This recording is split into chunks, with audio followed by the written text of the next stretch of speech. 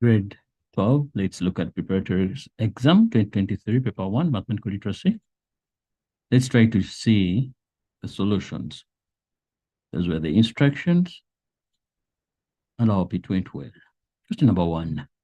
Brian is planning a trip to Canada to visit his uncle.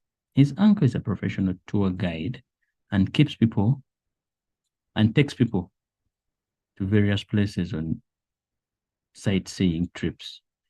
The tours take place in difficult terrains of Canada. The cost for the tours vary, and below you will find all information for a full week stay with sightseeing. There are two options. Option 1, once week backpack sightseeing, which costs 12,000 Canadian dollars, excluding flights. And option 2 is a 1 week hotel stay sightseeing, which costs 20,000 Canadian dollars, excluding flights. Brian's father, Dominic, will cover all Brian's expenses for the trip, including flights and accommodation. Dominic will also give Brian 24,500 rands for spending and additional expenses. Brian needs to fly from OR Tambo International Airport in Johannesburg to Toronto to Pearson International Airport in Canada. Brian finds a direct route flight costing 16,879 rands, including all taxes. This is a direct return flight costing 16, simply meaning to and fro. Okay, according to current exchange rate, 1 Canadian dollar will cost 13 rands 48 cents. Let's look at the questions. Use the information above to answer the questions that follow. Identify the exchange rate between the two currencies. Now, what are the two currencies? We had the Canadian dollar and the rand. So the exchange rate today, it was supposed to be 1 Canadian dollar is equivalent to 13 rands 48 cents. Okay. 1.1.2, Brian did some calculations to determine the cost for sightseeing. He states that only his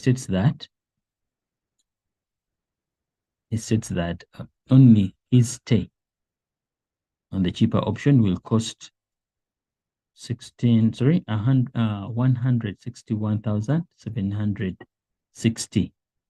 Prove by showing all calculations how he arrived at this option. Let's take note. Remember, here what you need to take note of is a cheap option. There are two options. Which one is cheaper than the other? This one has 12,000 and the other one is 20,000. So the question, the scenario here says on the cheaper option. So which is option 1. So we are going to change the money in option 1, which is 12,000 Canadian dollars. It has become rands. So it will be 12,000 times 13 rand 48 cents. And the answer became 100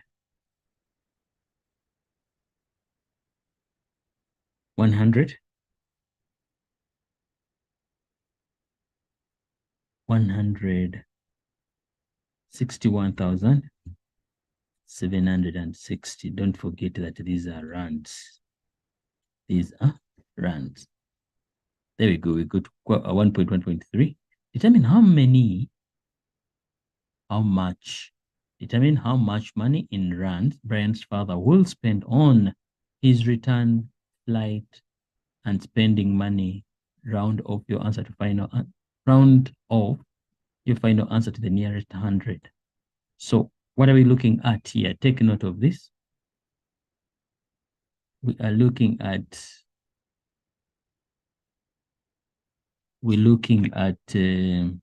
Brent's father will spend on. We look at the return and spending money. Those are two things: the ticket and the money that he gave for pocket money. They want the money to be round off to the nearest 100. Those are the things that we needed to take note. So how much was the, remember very well that the money for, they said flight, it's already in rands, which is 16,879. This is money for flight. The money to spend is 24,500. When you add the two, end up having 41,379. 379. Write down the cost of, sorry. Here they told us to round off to the nearest 100. So 100 to be here, so which is approximately 41,400 rands. So you're saying write down the cost of the return flight in words. Remember, it was written like this. So this in words is the same as 16,000.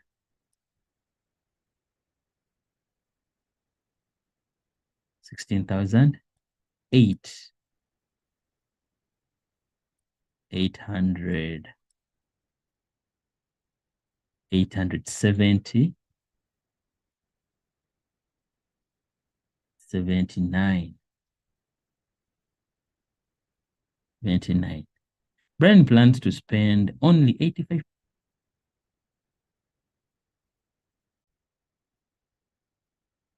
So Brian plans to spend only 85% of his spending money while on his trip and save the rest. Determine how much money Brian will spend during this trip. So if he decides to spend 85, it will be 85, which is 0.85 times the money that he was given to spend, which was 24,500. So how much will that be? Punch it in your calculator, you get the answer there. We are looking for the money. So he will spend approximately 20,825 rands. That's what he's planning to use. Then they say, question number 1.1.6, show how Brian's total savings after his spending adds up to 3,675 rands. Now, all this is so simple. Remember, he was planning to, so he was given 24,500. He's planning only to use 20,824. Definitely, what is he going to save? He's going to save 30,675. Why do we say he's going to save? Because that's what he was planning to say. He saves the remainder. He saves whatever remains. Or someone else would have done this. Remember, he used 85%. So if you use 85%, what are you remaining with? You're remaining with 15%. So it will be 15% times the money that he was planning to use. Also here, you'll get the same answer. Okay, question number. Write down the formula that is used to determine the probability of an event. We usually say probability equals to sample over population. Sample over the population.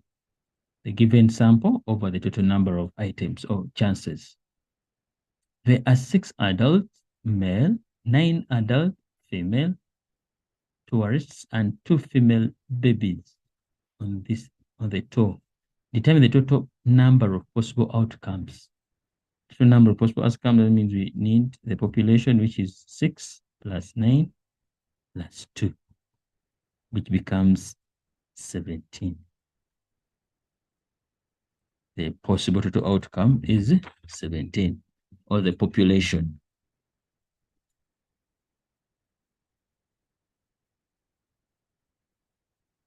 All right, let me look at question number 1.1.9. On his return from on his return to South Africa, Brian will invest 30,675 rands at 15% simple interest per year for a period of 1 year. Defined the term interest in this context.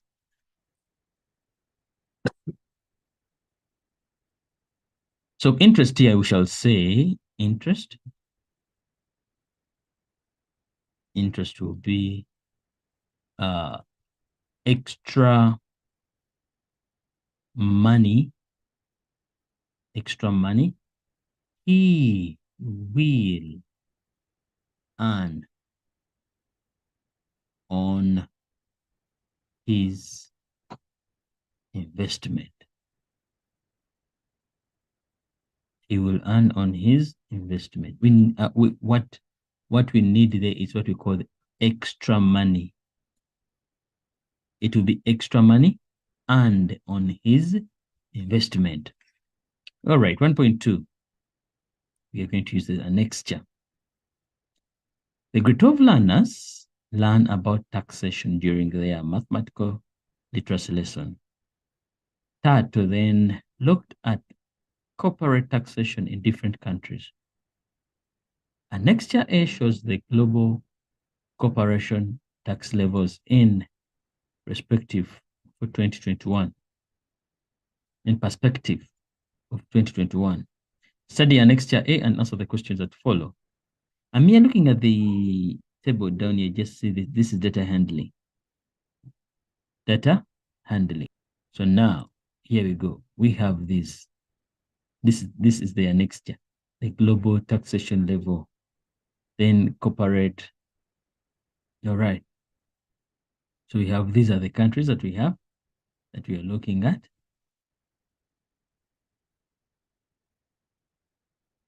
Okay, and these are the values that we have. All right. So the question number 1 says, identify the mode of the overall global corporation levels for 2021. The mode, the number that appears most. When you look at it, it's the number that appears most. The number that appears most is this 25%, the number that appears most. All right. The number that appears most.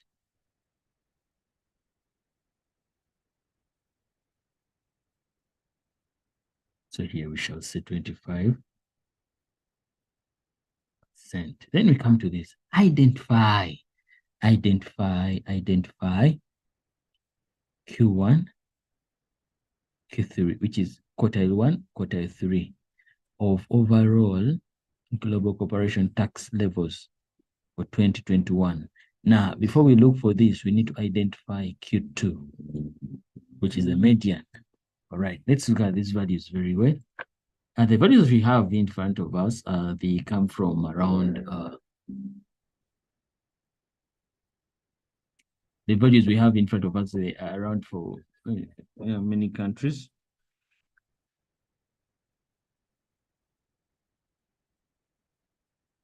They are from, let me say, 1, 2, 3, 4, 5, 6, 7, 8, 9, 10. They're from 10 countries. So simply meaning the median will be on the 5th number and the 6th number. So we count and we find out, let's see, we have 1, 2, 3, 4, and 5. So our median will be here.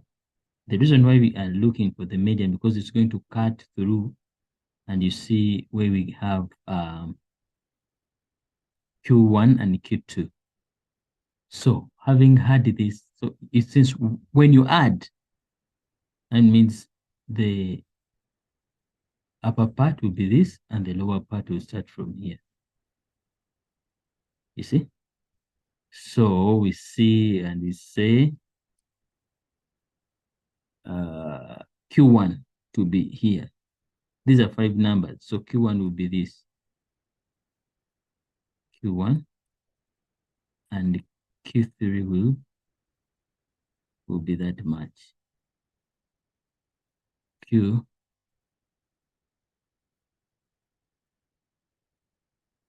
was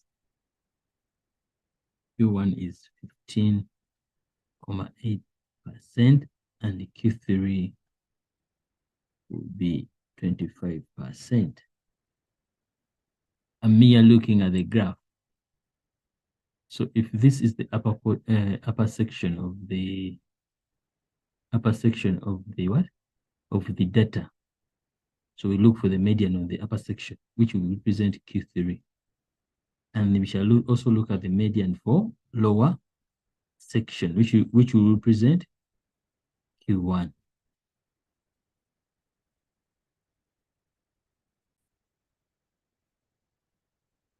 All right. Now, we look at question number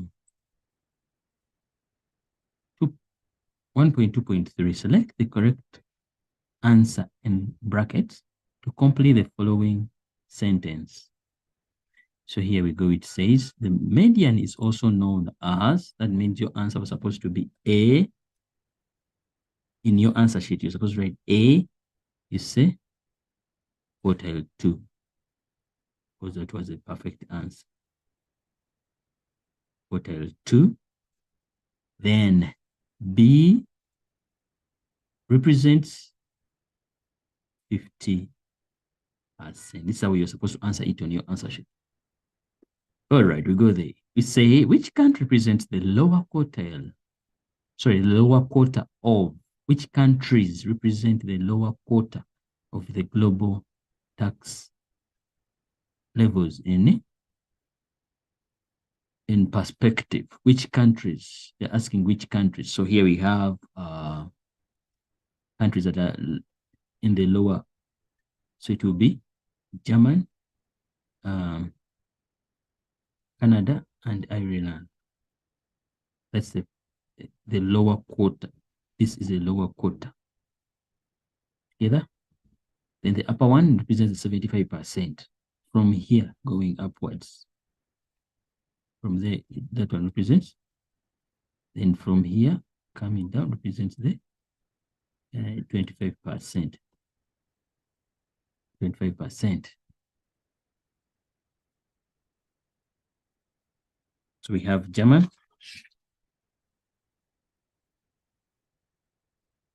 We have German.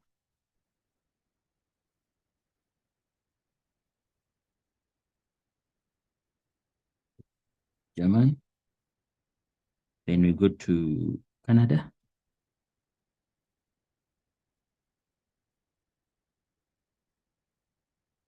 Canada followed by, last is what? Ireland. State the meaning of this, of selecting a country in quartile 3 with regard to probability. Now, with regard to probability, remember, probability simply means a chance. State the meaning. So this simply means that selecting a country in quartile 3. So it simply means a chance. A chance you choose. You choose Australia.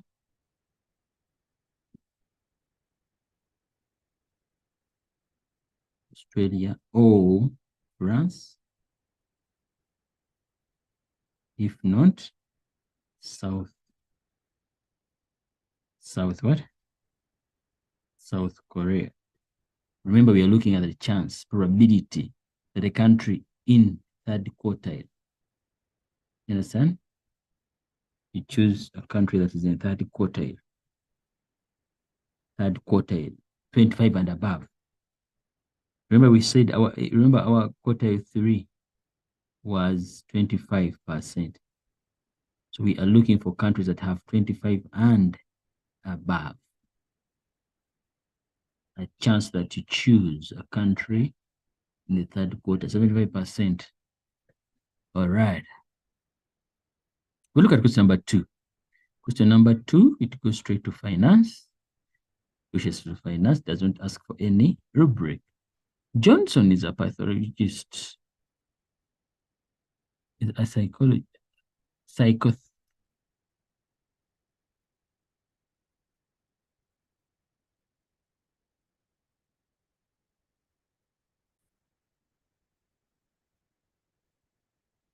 Johnson is a physiotherapist who was contacted by SARU, South African Rugby Union, to give the sevens rugby players a massage during the rugby tournament that was held in Cape Town during December 2022. Johnson hires 13 masseurs to perform this duty. Let's take note of this. Okay, study the table above and answer the questions that follow.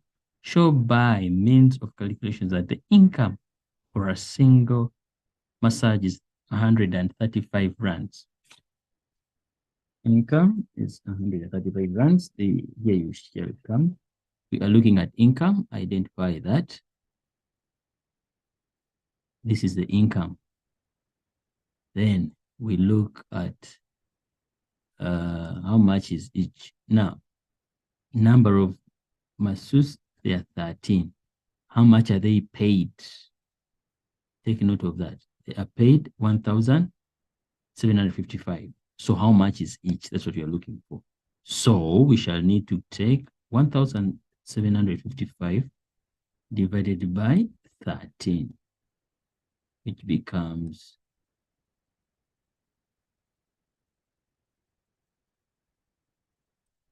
you understand? Which becomes that much. Okay, we look at question number 2.1.2. Calculate the value of A and B. A, we take note of A. A is under here, number of masseurs. So it's 8, then what will be? Now, take note. When it's 1, it's 13. 2, 26. 3, 39. What about if they're 8? So A will equal to 13 times 8, which gives you 104. You see that?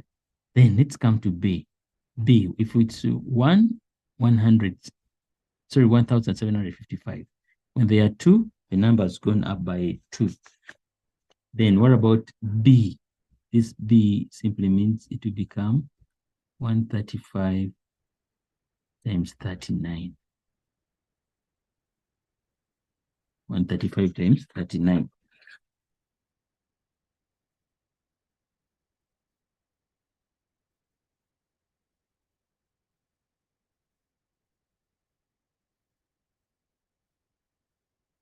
So 135 times 39, you end up having 5,265. I was looking at that. The 39 comes from here because it's this 13 that they multiplied 135. That means the 25 times 135. The B, you do that and we do that. So 26 times 135, you get that as the answer there, 30,510. So the value of B is 5,265. Complete the formula to calculate the total income per session. So total income is going to be 135 times the number of masseurs.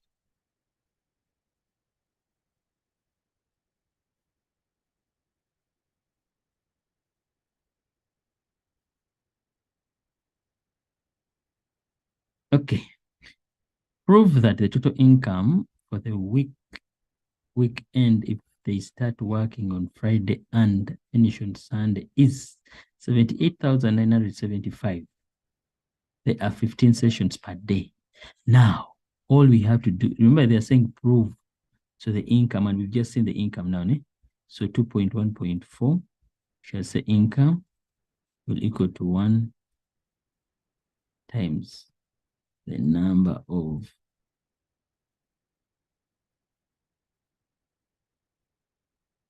so if you have 15 a day, that's going to mean it's 15 times 3, which becomes 45.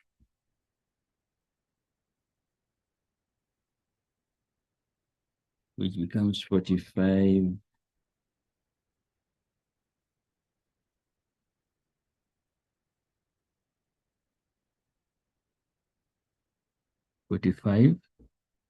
But this times 13. 55 times 13, which is that much times.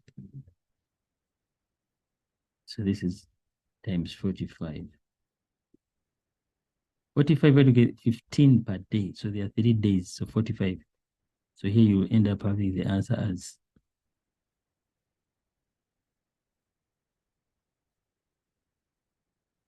6,075 rand.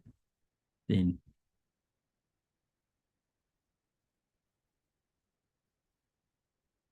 times 13.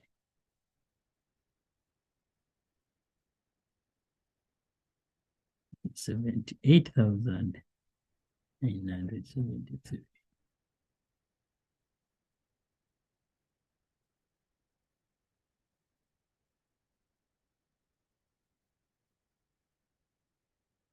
Johnson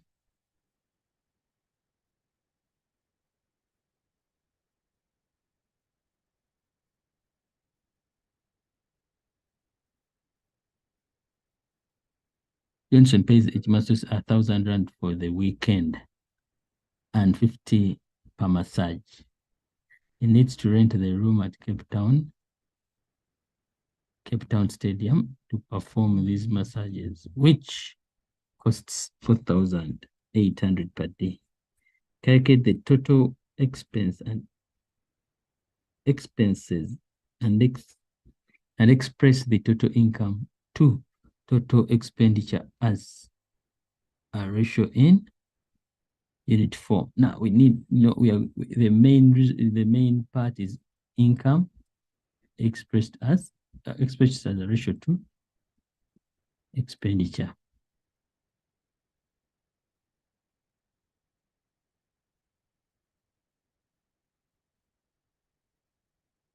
So the income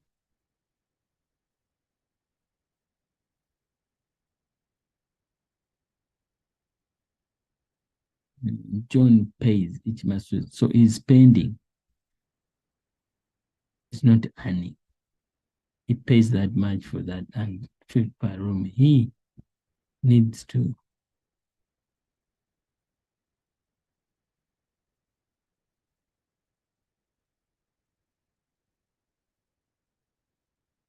So income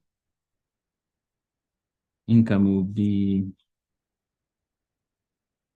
no, this is an expenditure, plus 50 times 45.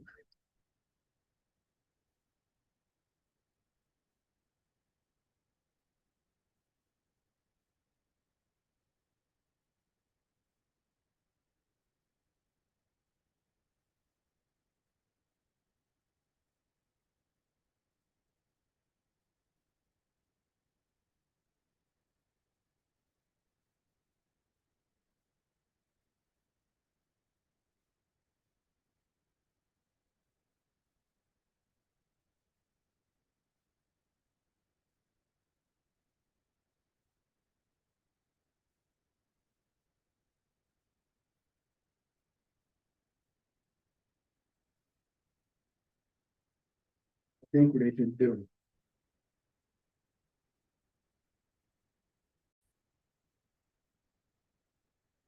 The income, we already have it in 2.1.4.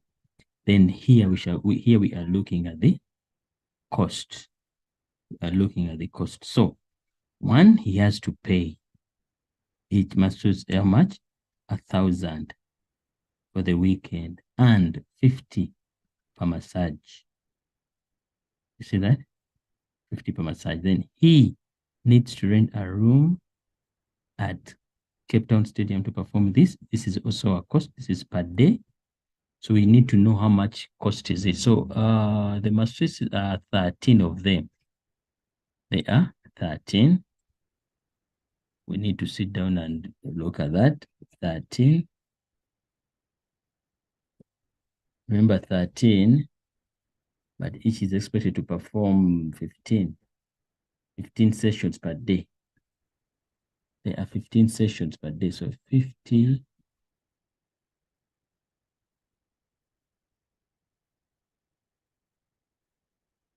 sessions per day.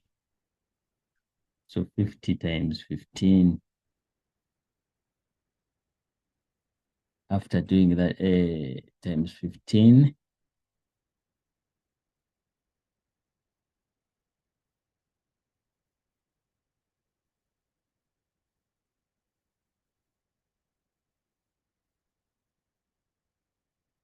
$15,000 paid for the weekend. 50 times 15. This is per day, so 3 days times 3. This is 13,000 plus 50 rands times 15 times 3. This is 2,250. Plus, on top of this, after spending this much, he has to take a room for 4,000 per day. 4,800. This is times what? 3.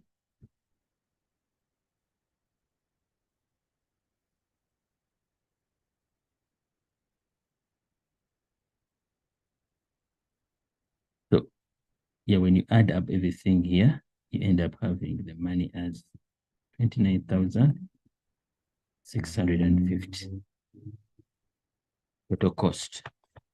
But they want you to express it as in form of income versus expenditure in unit form. So the cost is 29, and the other one is 78,973. Divide both sides by 1. We shall divide this 29. We divide through by 29 because we want 1. It's what meant by unit form. The unit form, it should start with 1 is to a certain number, which is 78,973 divided by 29,650. This is 1 is to 2,66. 2,66, which is approximately 2,3.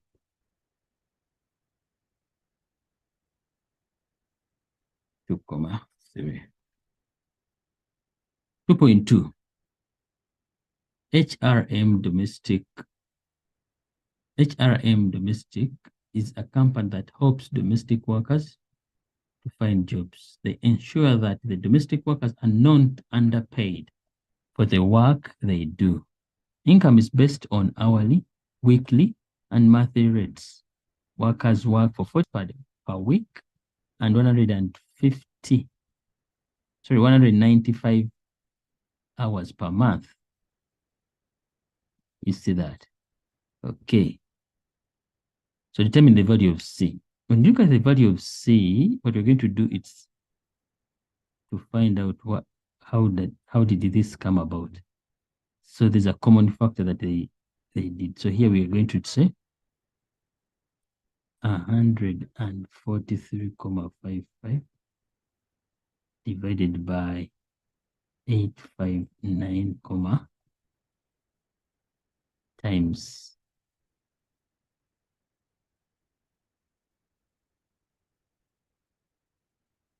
so when we pick this number here, we'll end up having the answer as 1043 rands, 55 divided by 8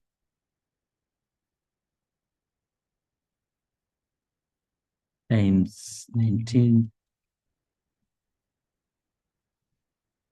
So you'll find out the answer is 23 rands 19. The answer is 23 rands 19 cents. So the value of C is 23 rand 19 cents.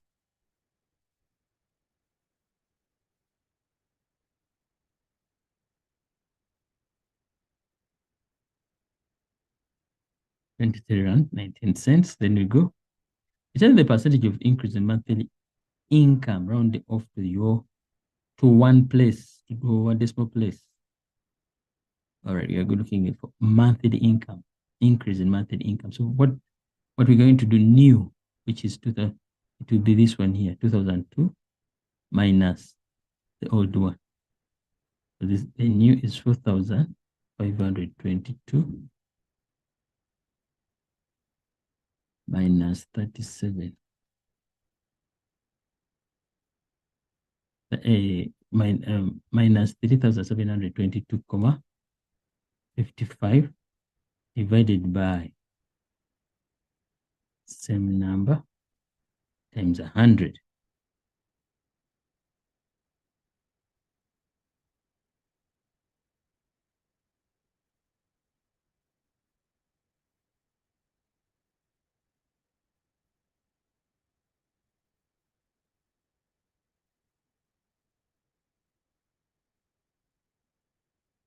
You get 800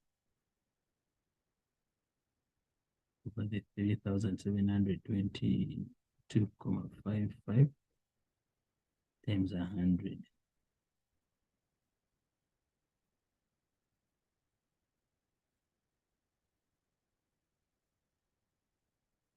So here the answer we get it as 21.49%.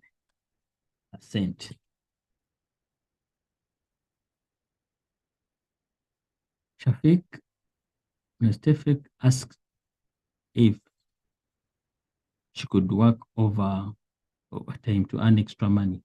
The person she works for agreed that she could work on Saturday for 200 per day for only 5 hours. Determine the hourly rate wage. So remember, you're paying, this is 200 for the day, but for only 5 hours. So how much will it be per hour?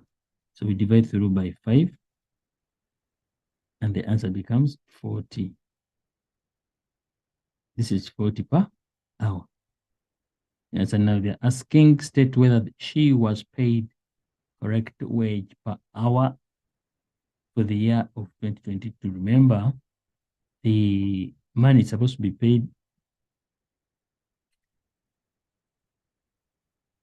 The money was supposed to be paid. It's this one here. This is the money that we are looking at. All right, because 2022, that's what they are saying here, 2022.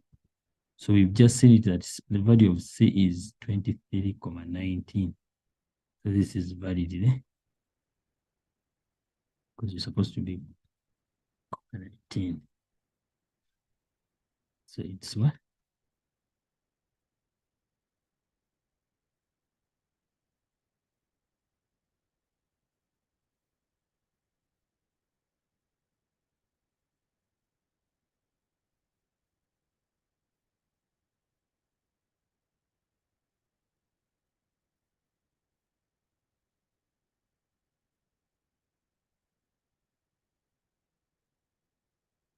The answer is valid.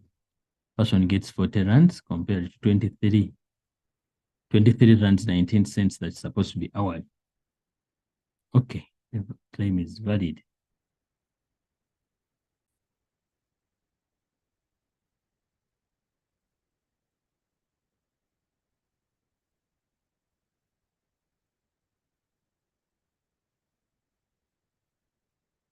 Question number 2.3. 2.3, we look at this. The person works for Let's Park. He's a salesman who travels widely to advertise the products that Let's Park sells. He drives a 2018 Ford Ranger Bucky that has current value of 259,000.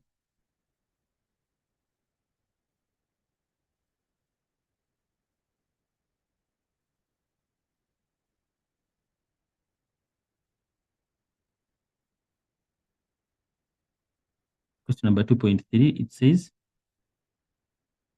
calculate Mr. Navida's monthly fixed traveling claim. Monthly fixed traveling claim. Monthly fixed, now it is fixed traveling claim, but it's what? Annual. So monthly, what do you do? Remember, the car is worth 259,900. 200, 200, 259,900.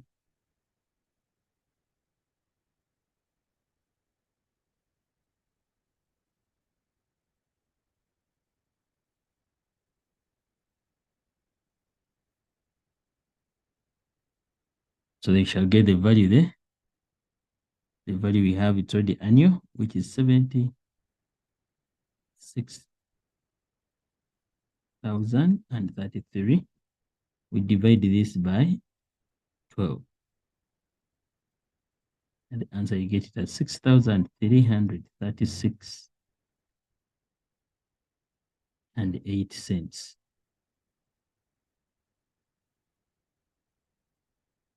Mr. Navdivas is thinking of buying a newer model, which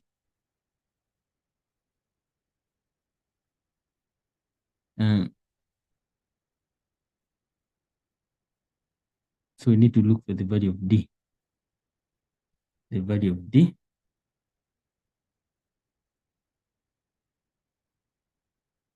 We are looking for the value. Calculate the missing value of D. It will represent Mr. Nadia's monthly expense. So what we're going to do here is the money that we are looking at is in cents. So here, these are cents. Here, these are rands. So we multiply by 100 to make them cents. Make them cents.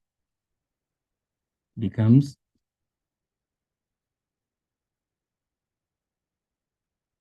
then divide this by 1,500. Remember the coins there, they were worth.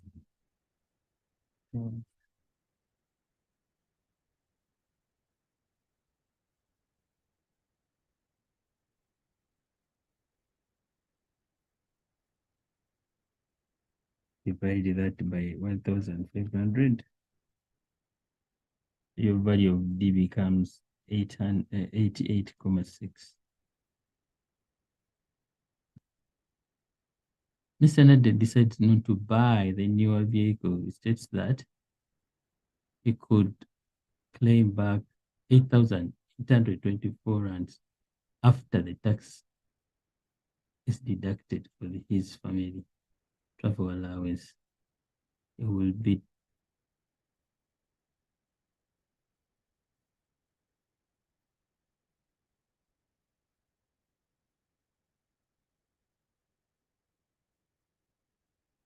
so this way we're going to look at this and we find out we've been given a formula which says monthly fixed travel claims plus the.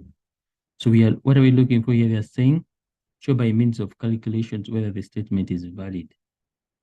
She says she's going to claim 8,824. How do you claim? We claim using this. So monthly fixed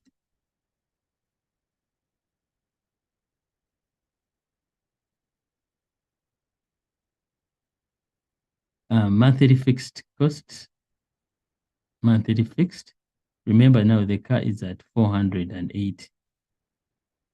You come here 480, it's around this value here. So monthly is 130.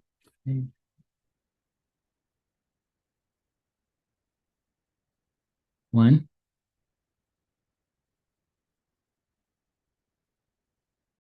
Let's continue. I will look for the monthly fixed traveling claim. Remember,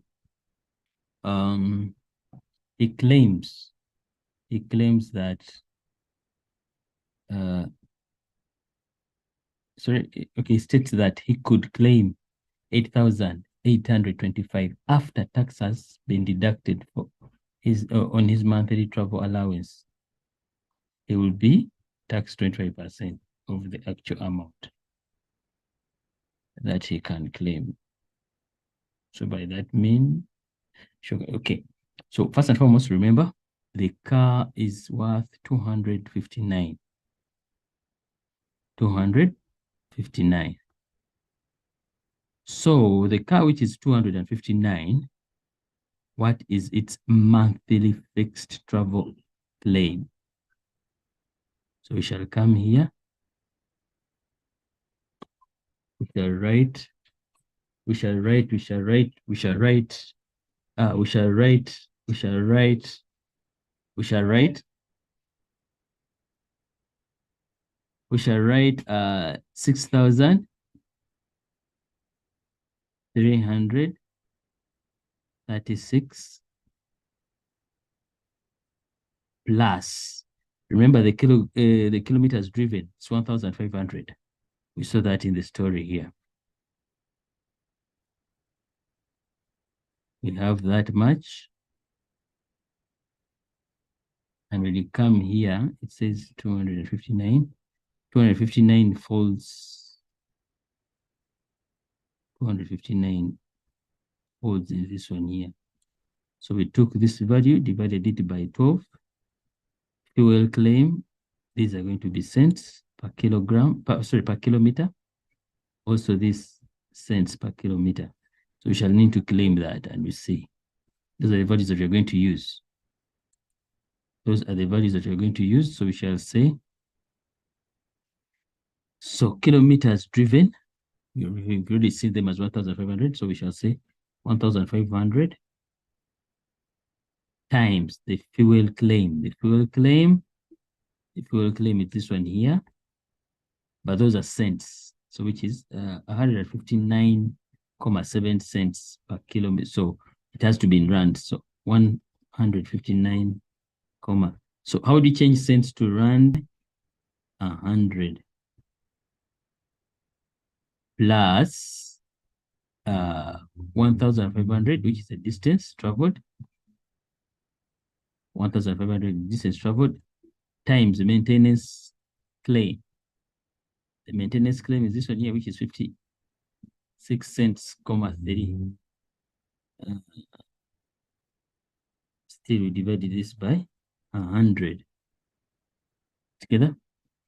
So we continue and we shall say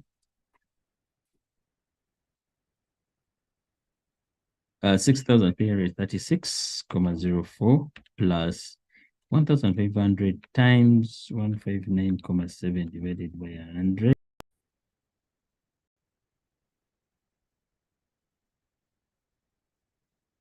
So now we end up having we get a 6,300, which we saw the monthly fixed amount, plus we're looking at what it's going to claim, plus the money you have in this bracket here, which is approximately 2,000. 1,000 times 159.7 divided by 100. You have 2,395, 50 cent. 1,000 times 56.3 divided by 100, you get 844.50 cents. So the claim we're going to see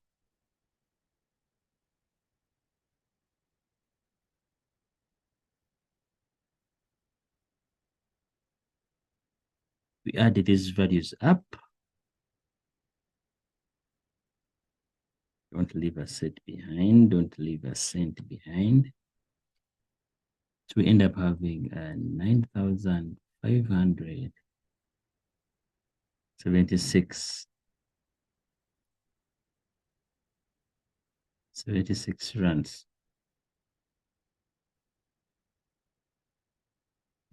80 cents. So they remember they said tax is taken off. That's 25%. If you take off the tax, this could be times. I'm taking off the tax. How did I get 75? I took 100 minus the 25. This would be in taxes. So what do I remain with? I remain with 75. That's why I'm multiplying by 75 here. So the person has 7,182 and 6 cents. So it's invalid. It's invalid.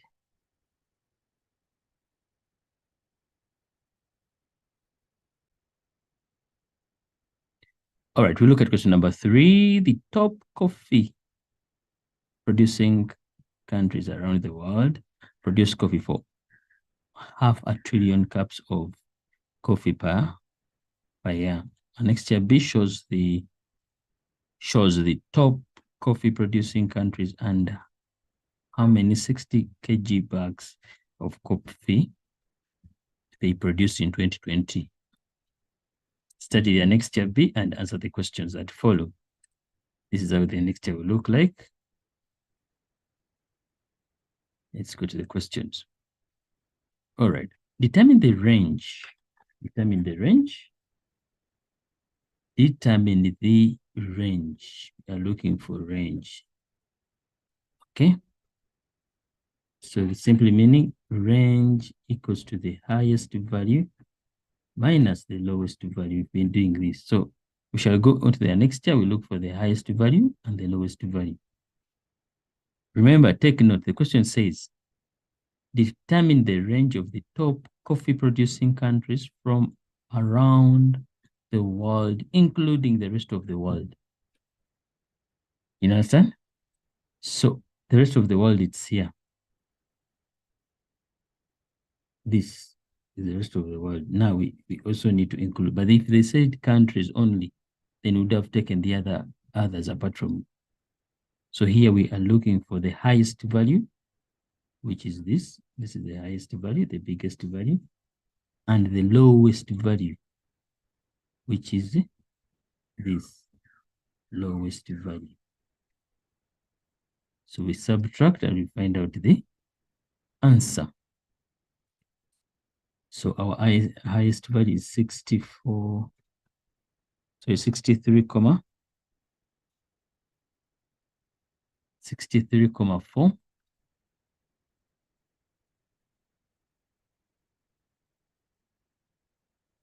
63,4 minus 3,8.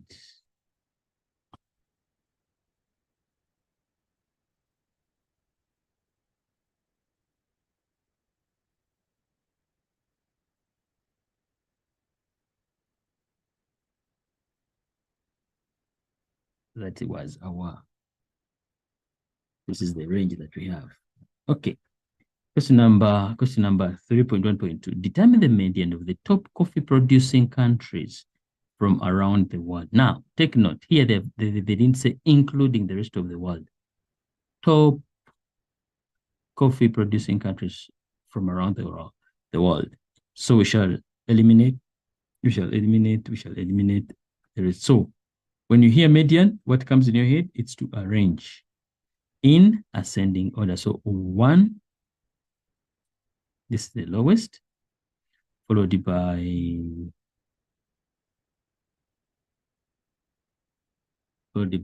2, which is this, 3, which is this, 4, which is that, India, 5, which is that. 5, which is that. Then we have 6. We have 7, 8, 9, definitely 10. We are going to, so there are 10 numbers. That means we're going to remain with 2 numbers in between, and we divide by 2. Okay, allow me arrange them. We said we have 4, followed by, sorry, we started with the wrong place. Let me see.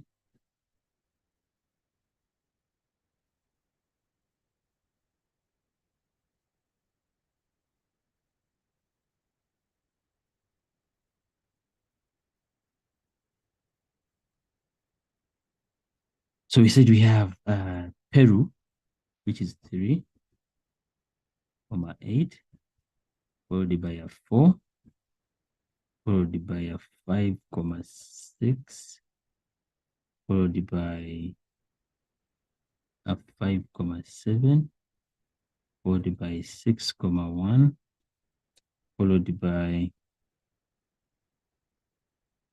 7, 3.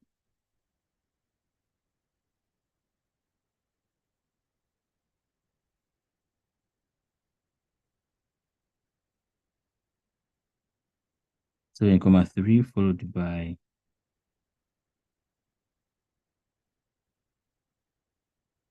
12, followed by the other one is 14, 3, followed by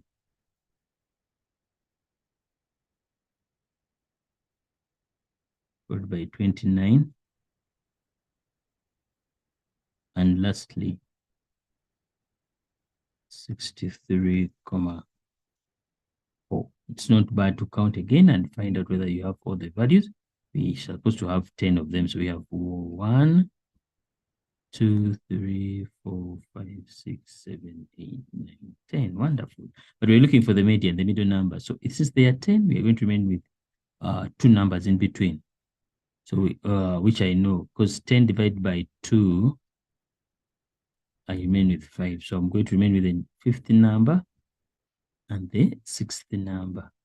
So all I need is to count 1, 2, 3, 4, 5. So these are our numbers. So if you remain with the 2 numbers in between, what do you do? Add them up, divide by 2. So we're going to add our 6, 1 plus 7,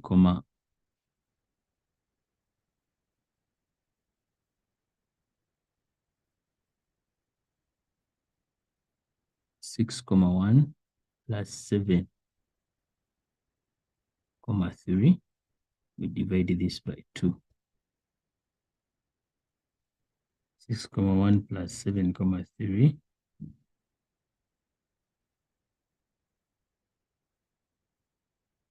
Divided by 2, we end up having 6, 7.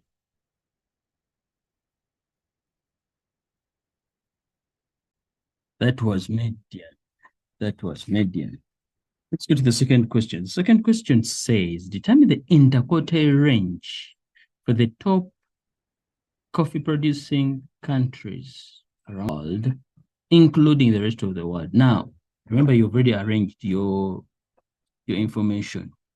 So now if you include the rest of the world, it's going to increase. Now it becomes 11. These are 11 values. Let's arrange again and say 3, 8, 4. We have 5, 6. Then we have 5, 7. We have 6, 1. We have 7, 3. We have 12. Then we have 14, 3.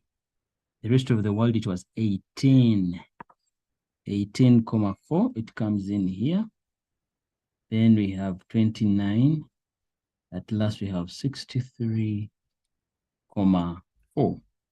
So what do? We've been asked to determine the interquartile range. In your head, you know very well that interquartile range has to be the difference between the upper quartile and the lower quartile. So we shall find the median again. So since they're 11, the median has to be the 6th number. So we shall remain with 5 on one side, 5 on the other side. So we have 1, 2, 3, 4, 5, 6. So this is the median. So the right-hand side, to determine the upper, we'll start from there. And the lower side, we'll start from there to this other side. So I'm here looking at them. We see that this will be our quartile 1. And this other side, we have quartile 3. So we shall say,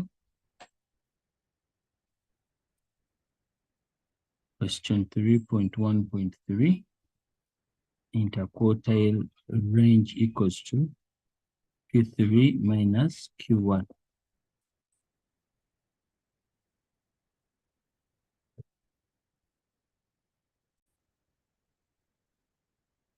So our interquartile range, we see upper quartile minus lower quartile, and we've seen that when we arrange, we get the upper quartile as 18, which is Q3. It's 18,4, and the lower quartile, we got it as 5,6. So what is the difference there? That's what we are trying to do. So it's 18,4 minus 5,6. The answer becomes 12,8. That is the answer there. Okay, 3,14. Which of the two countries represent the bottom 25 of the top coffee producing countries? The bottom, they're saying bottom 25%. Which of the countries, which two countries represent? So here we see the countries that have a value of 3,8 and 4. These are the two bottom countries. So we shall say, and they're saying which countries, so which two countries. So we shall say, we shall name them as Ethiopia and Indonesia. Sorry, it's Peru, and the 4, which is Mexico.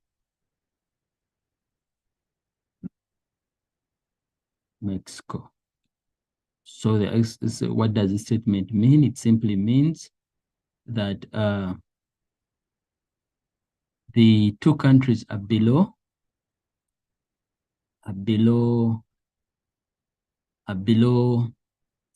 the lower quartile, 25% are below lower quartile. All right. And the rest are the 75% above the lower quartile. All right. What type of graph is used to show the top? What type of graph is used to show the top?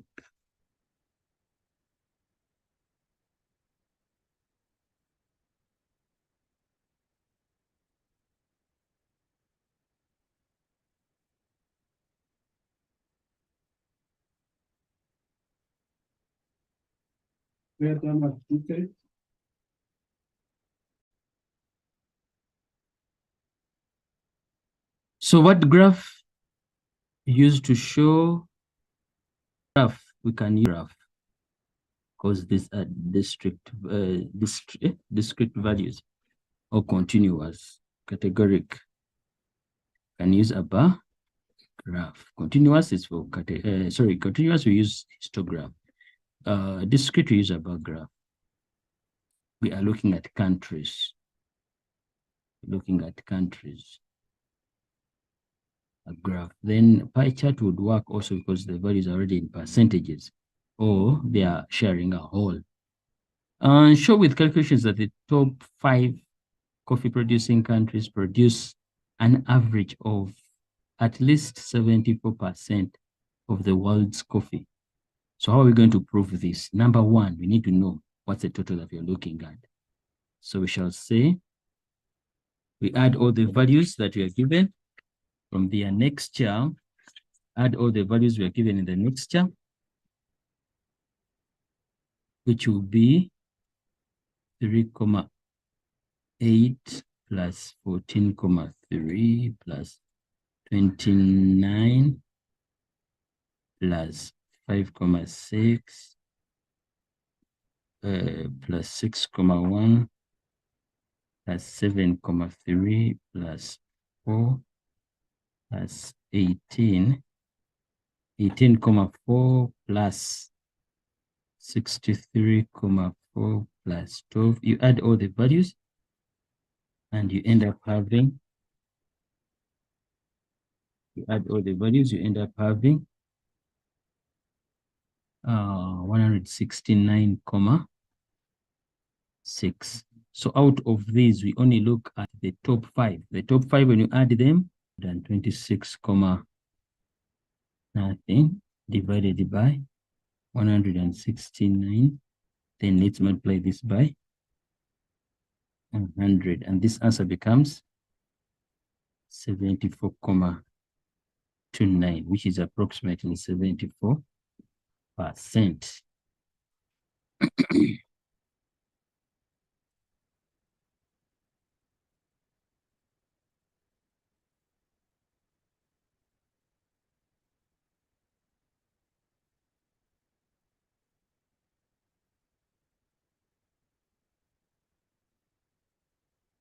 Okay. So we look at question number 3.2.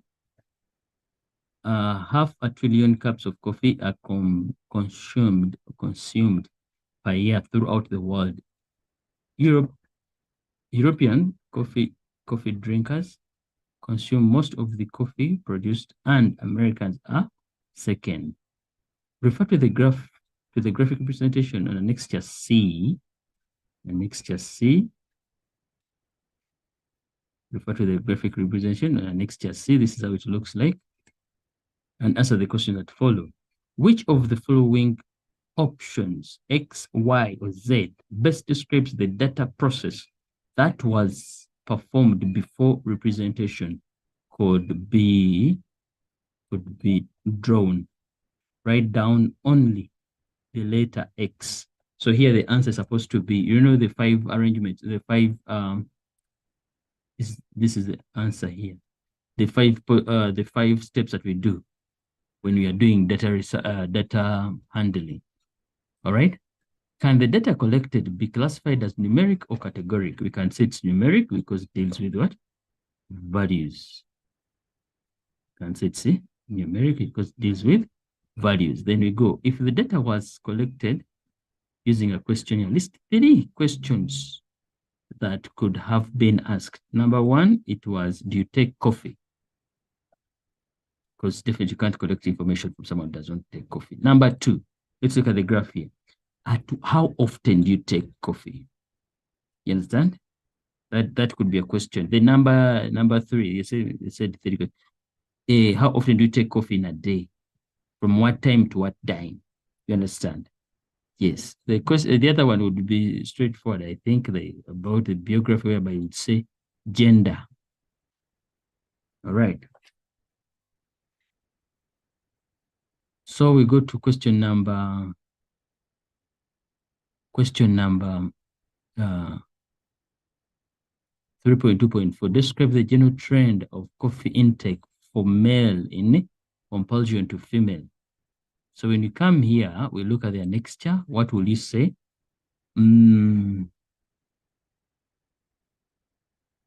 This one here square. It's this kind of. It's male. These are males and female. So we say between, you can say between 3 a.m. and 6 a.m. females take less coffee compared to Females take less coffee compared to, you understand? Whereas male take less coffee compared to, we are telling the trend, what is the change between them.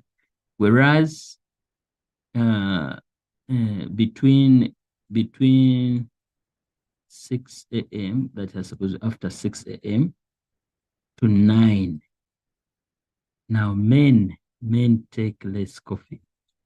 Male take less coffee. Male take less coffee. Okay. We go to 3.2.4. Explain with justification whether data presented is discrete or continuous. The data represented is discrete because it was obtained through counting. It's not measurable. Remember, continuous data that we can measure. All right, kilograms, height, weight, time, temperature, anything you can measure, the values that you get will be continuous. But then something you count, 1, 2, 3, 4, 5, that is discrete. So that's my reasoning there. The data represented in the graph, and let's just see, comes from one specialized coffee brand in America. The survey was done while the customers waited for their coffee. Explain if this data is biased or valid for the whole country. No. First and foremost, it's biased. Why do we say it's biased? It's biased because it's based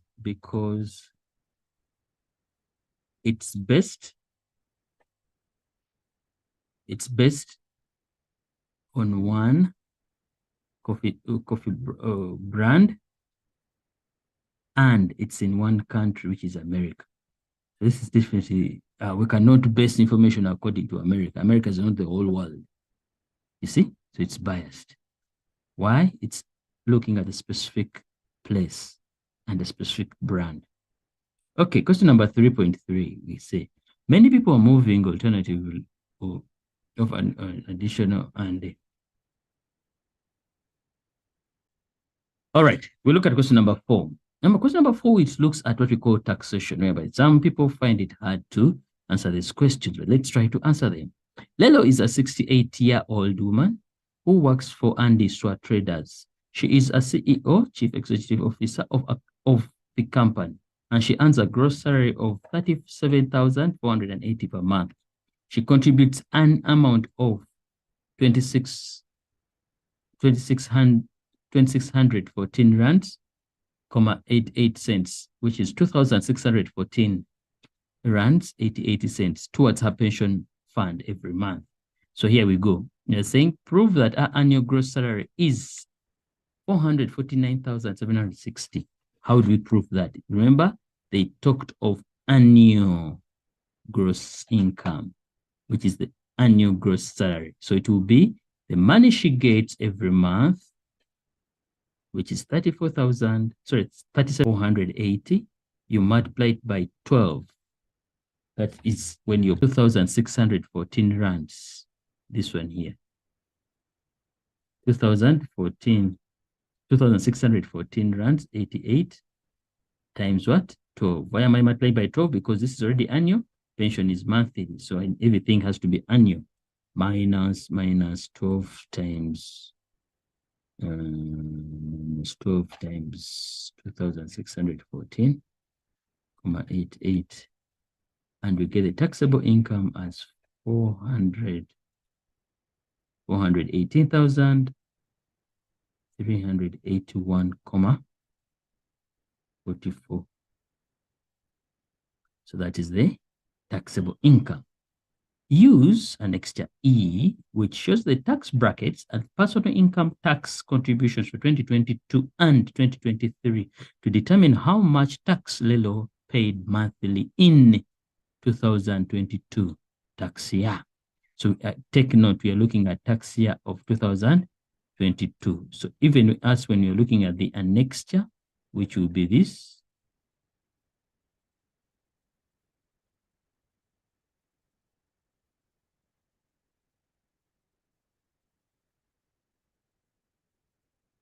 the annexure, which will be this, we shall be looking at this year here. We shall use this one here because they're saying 2022. Monthly, we shall divide the final answer by 12. Okay, let's go and see. 8 marks. Take note of that. You already got the taxable income. Good. So you have to define which bracket before you continue. I'm doing question number 4.1.3. So I'll start by looking for the bracket. The person here which earns this much money, they belong to bracket number. They belong to bracket number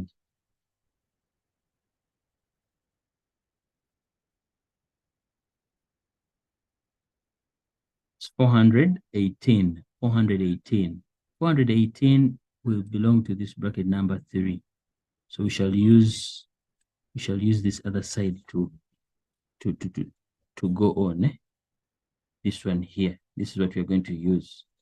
All right. So let's go back here. We shall. So we're saying bracket number 3. So what we're going to do is to pick this value here, 70,532 plus 31% of the taxable income above 337,800. All right. That's what we're going to pick. So we shall say, when we write down the bracket, 70,532 plus 0.31, open brackets, the money, the taxable income, which is up here,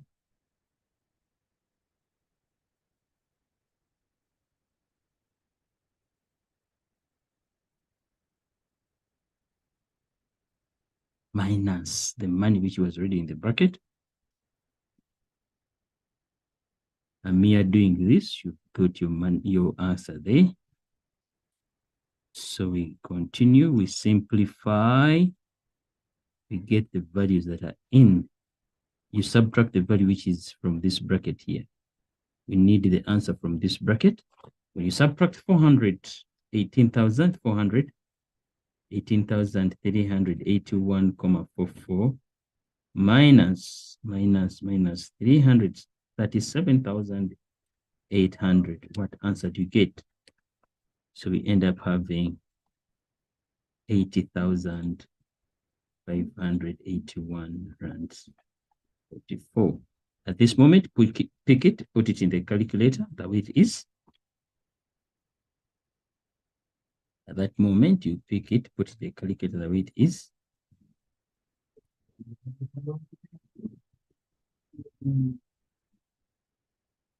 So you end up having 95,512 rands 25 cents minus, this is when we apply the rebate. But remember, the person here is 68 years of age. They qualify for 2 rebates, which is the primary and the tertiary. And which year is it that we're looking at? We are looking at 2022 rebates. 2022 rebates. That's what we're looking at. So we shall have to look at that and they say, so the person 68 years of age, 2 rebates, the primary rebate and the secondary rebate. We come here, we are looking at the rebates now. The rebates will be these ones here. Rebates are these ones here. So 2022. So if the person will qualify for 15,714 and 8,613. So we subtract those 2 because those are rebates. Had she got the medical credits, would also subtract them if they are provided on the table. So here we subtract the 15,714 minus 8,613. So we are looking for the final answer there.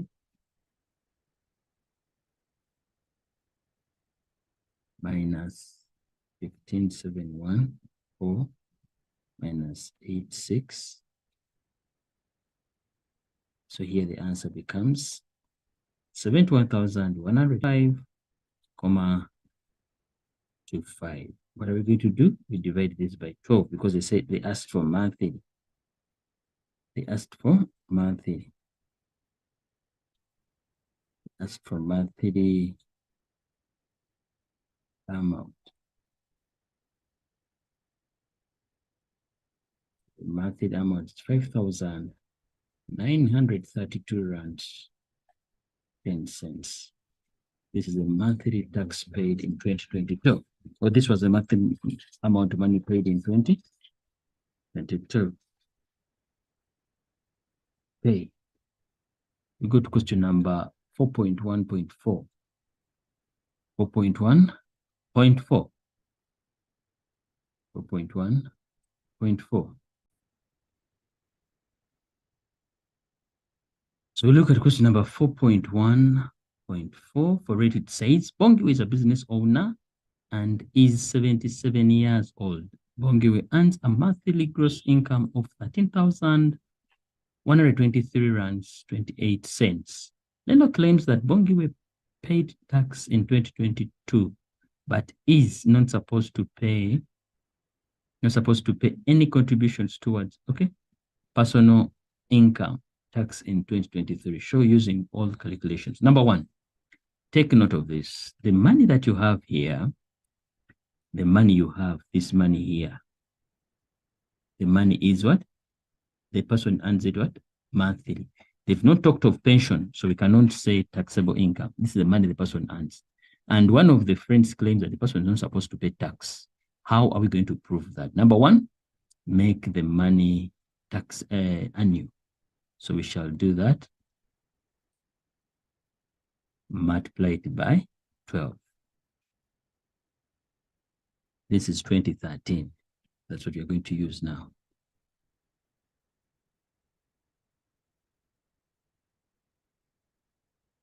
Which becomes, this is the annual income.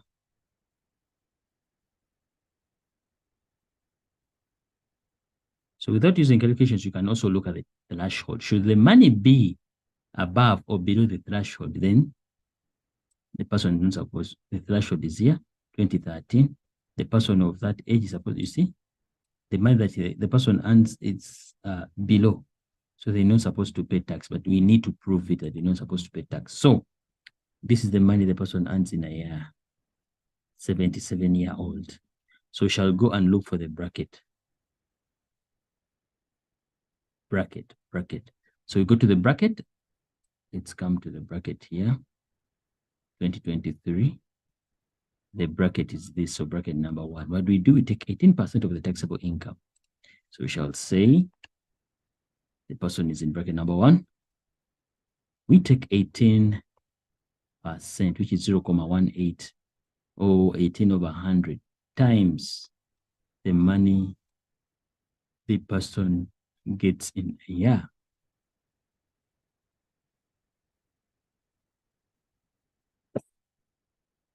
So this person here, the annual tax would be 28,346.28. What do? We subtract the rebate. So the person is 77 years of age. They qualify for 3 rebates. So we shall take the money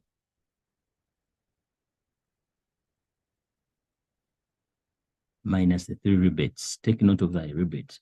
The rebates will be these ones here. We subtract this. Subtract that, subtract that, subtract that. Why are we subtract this side here? Because it's 2023 that we're looking at. So it will be minus 16,000. Minus 16,425 minus 9,000 minus 2,997. So we come here, we subtract that, and we say we subtract 16,425 minus 9,000 minus 2,970.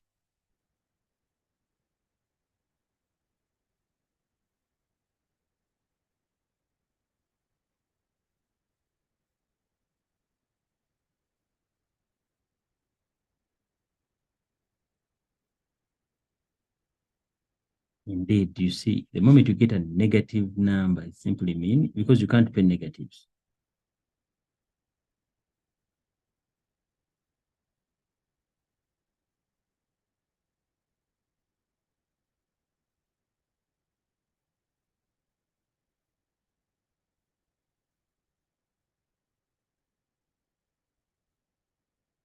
A negative value, so they don't pay tax.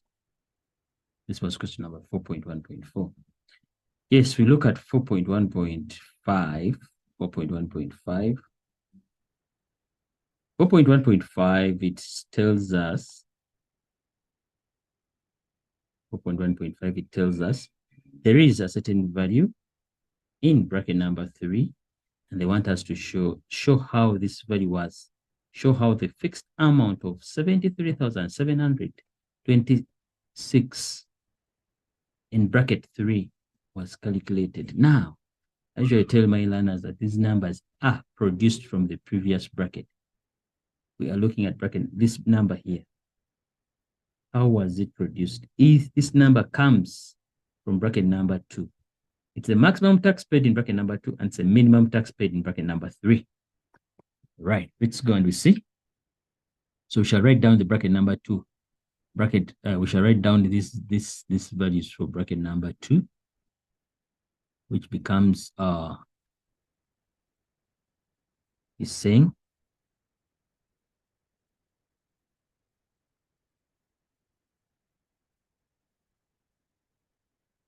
which is that much, 26%, comma. Now, which number goes inside here? It's the maximum value that you see in bracket 2.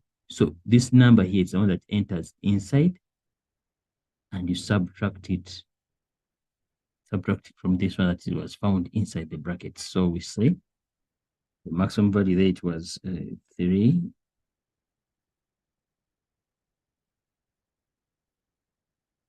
minus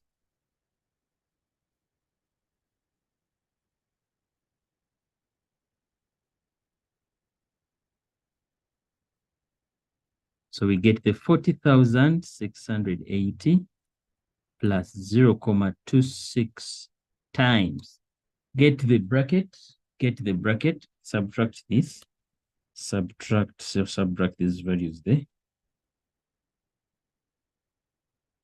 You have the balance as that much. So put this in the calculator the way it is. Put it into a calculator the way you see it. And at the end, you have the final answer as that much.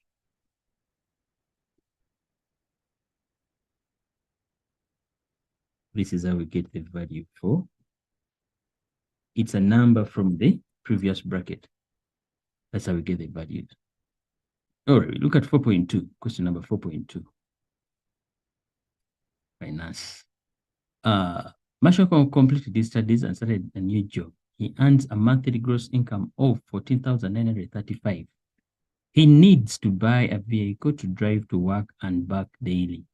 He would like to buy a small second-hand car from ABCD car dealership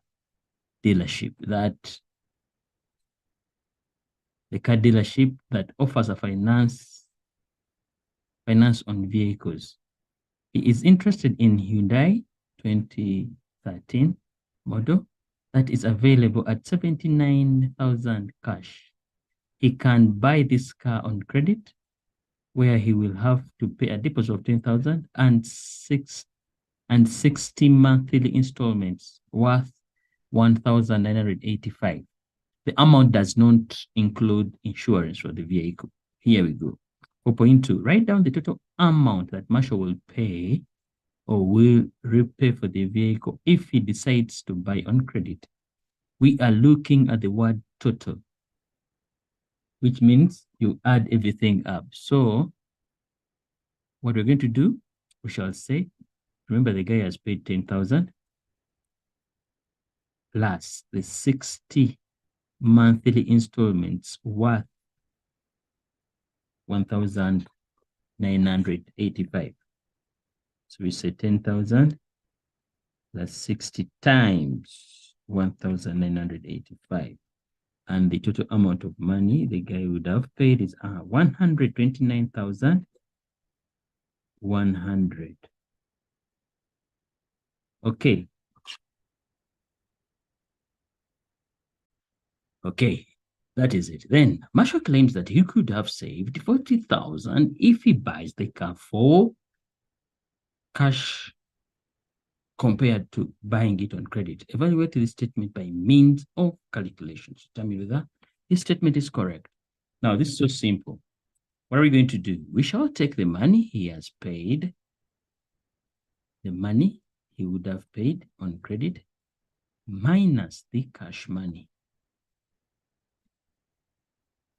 Minus the cash money, which is approximately 40.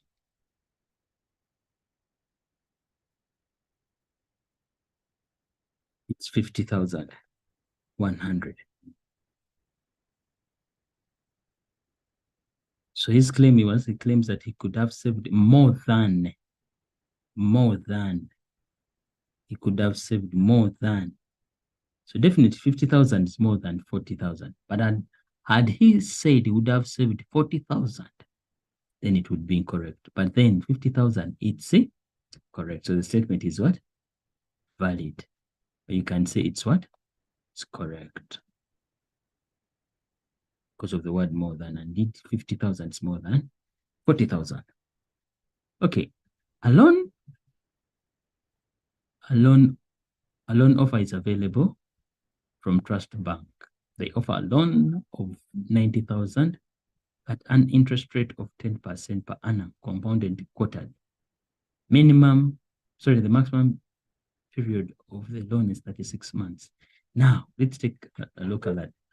Marshall decides to take the loan over a period of 2 years, determine how much he would repay after 9 months. So it's not that confusing, but take note. It's 10% per annum compounded quarterly. That means the 10 is going to be divided by 4. You see that? 10 is going to be divided by 4 quarterly. All right. Then also these months, you can put them in quarters, but you don't need this. This will be 9 quarters, but we don't need this. We need to put these 9 months, the ones that are here, into the quarters. Why do we need to put them in quarters? Because it's going to be, the interest is going to earn, it's going to come in every quarter, every after 3 months. That's what they simply mean. Now, in 9 months, how many quarters do we have? You could do that, which could give you approximately 3. It's approximately 2.5, which is 3. Because 9 months, we each quarter has 3 months, and 9 months are 30. So 30 times. Okay, that? So we are going to do 3 steps. Okay, let's come back to our scenario here. This is 10%. 10% divided by 4. Remain with the 2.5. So each quarter carries this much. So since it's in 9 months compounded, that means money is going to increase every. So what we're going to do is to do this, we shall take 100% plus 2.5% divided by 100. You understand? Because it's more like inflation. It's more like inflation. So here you get. So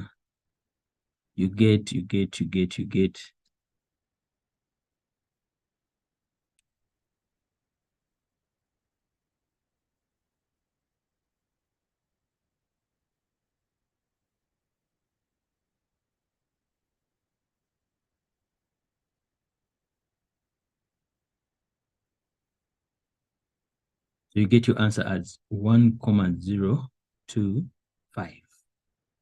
All right, let's come here. I think I will use this place here. Let's do question number 4.2.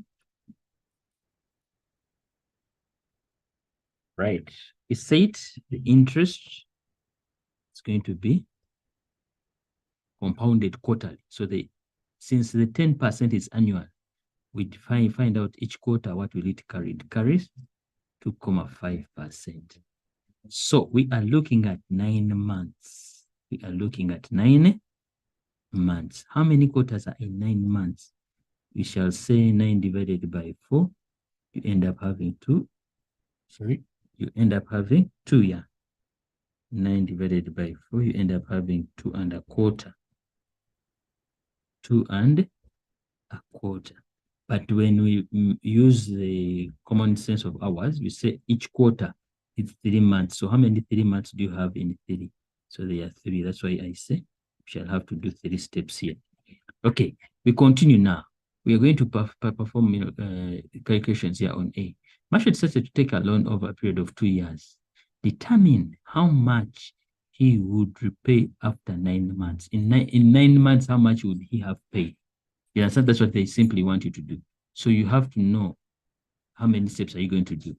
So I said the percentage is going to be 2.5%, which is for each quarter. So we found out that 9 months has 3 quarters. Yeah, 9 months has 3 quarters. So which will become 100% plus 2.5% over 100 equals to 1.025%. The reason why I do this is so simple for me. So here I will say of the steps that we need to do, the 3 steps, the first step has to be 1.025, the one that we've got from here, times the money. The money is 90,000. How much will it be? So here we multiply by that.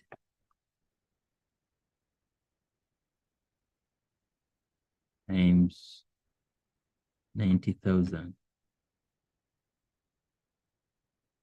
So at the end of the first quarter, it would have grown by 2,250.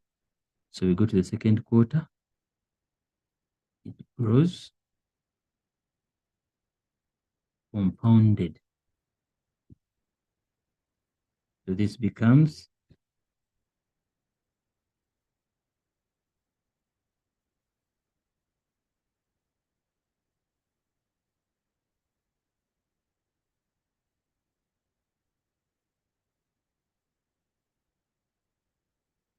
so the third place that marks the 9 months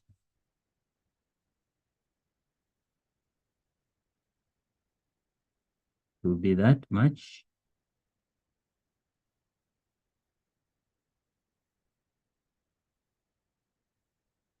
It will give us 96,920, comma.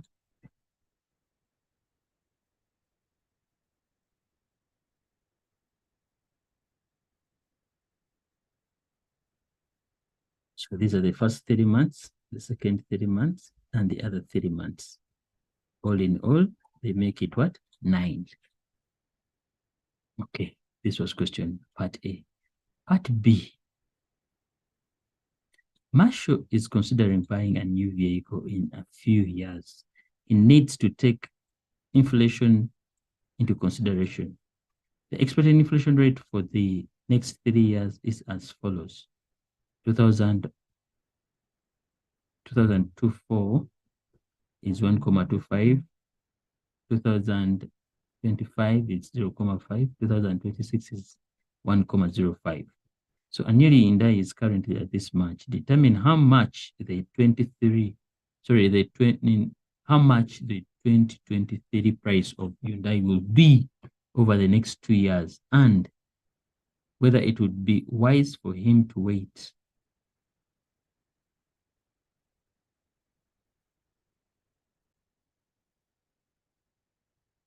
So now we are looking for the next 2 years, which is up to 2025. So it will be the price of 2023. What will it be in the next 2 years? So we shall say in 2024, the 139,800, the current money, it will increase by 1.2 over 100 plus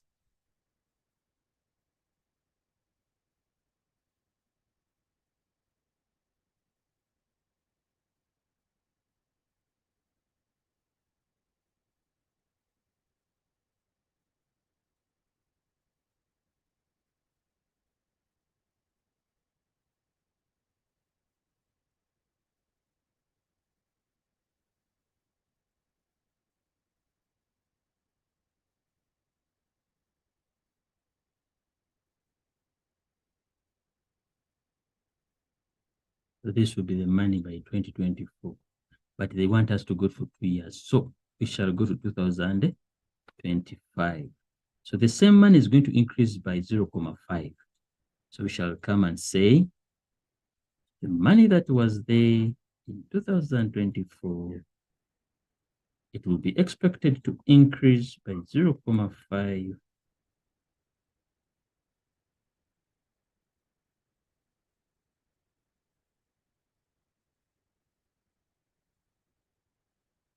will be expected to increase by 0.5.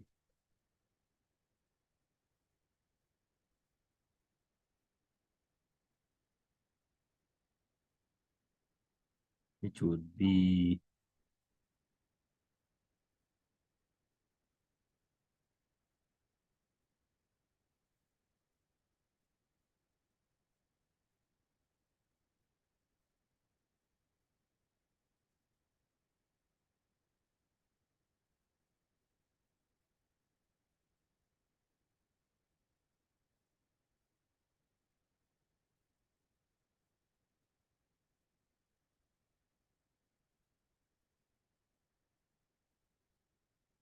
which would be that